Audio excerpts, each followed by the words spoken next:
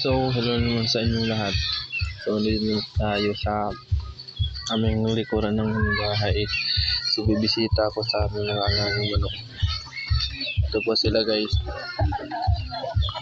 Titignan muna natin sila.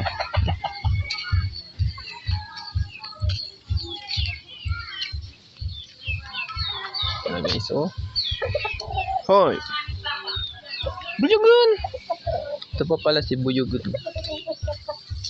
Buyugun!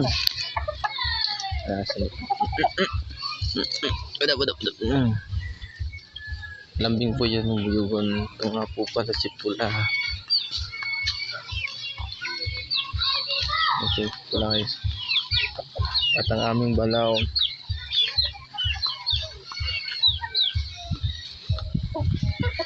Kulungan namin guys. At may mga nakalimlim na mga inahin.